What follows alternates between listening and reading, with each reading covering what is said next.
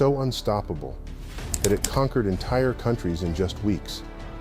What if I told you that the secret behind this terrifying force wasn't just military strategy, but a drug that turned ordinary soldiers into fearless, tireless warriors? This is the untold story of how methamphetamine, known as Pervitin, fueled Nazi Germany's Blitzkrieg, and how it pushed soldiers to the brink of madness and beyond. Stay with me as we uncover the dark truth behind one of history's most devastating war tactics. Blitzkrieg, or Lightning War, was the powerful military strategy that Nazi Germany used during World War II. It was all about fast, coordinated attacks using tanks, infantry, and planes to overwhelm enemies quickly. But what many people don't know is that this strategy was fueled by something more than just military tactics. It was fueled by a drug called Pervitin.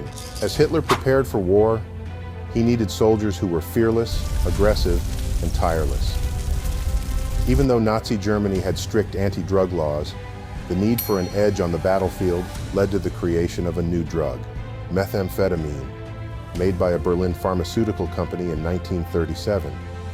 Pervitin was marketed as a miracle pill that could keep people awake and full of energy. When Germany invaded Poland in 1939, the world saw the terrifying speed of Blitzkrieg for the first time.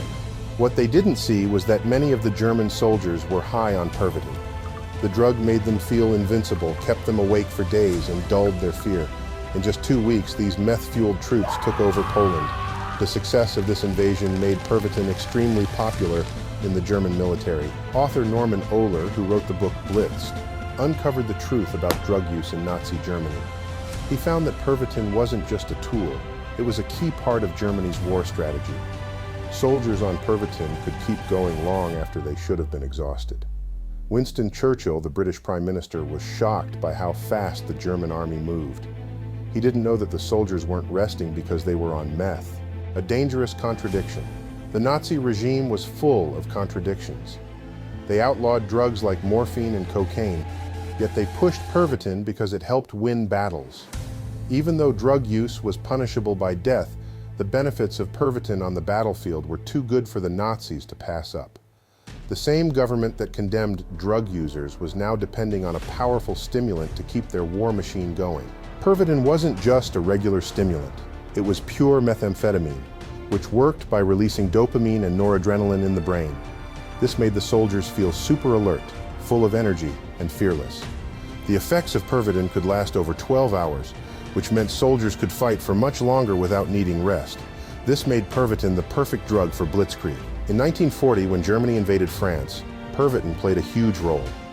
German soldiers, led by generals like Erich von Manstein and Heinz Guderian, moved so quickly and unpredictably that they caught the Allies off guard. The drug kept the soldiers going day and night, helping them break through enemy lines and secure victory after victory. But this came at a cost.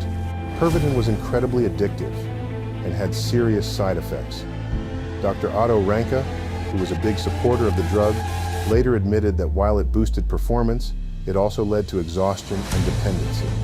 Soldiers who took Pervitin regularly started experiencing paranoia, hallucinations, and heart problems. Some even died from heart failure or committed suicide due to the drug's effects. The Reich Chief of Health, Leonardo Conti, warned about these dangers, but his warnings were largely ignored. As the war dragged on and Germany's fortunes began to change, the German High Command realized the dangers of widespread Pervitin use. By late 1941, they started to limit its distribution.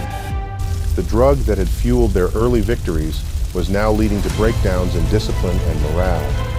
Even Hitler, who relied on a mix of drugs including methamphetamine, began to suffer from the effects of long-term use.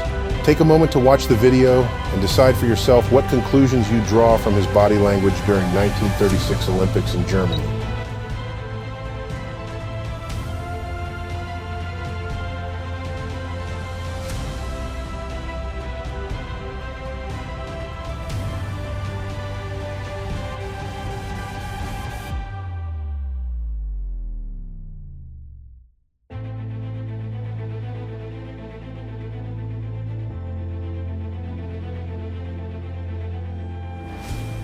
Tell us what you think about Hitler's behavior in the comments below.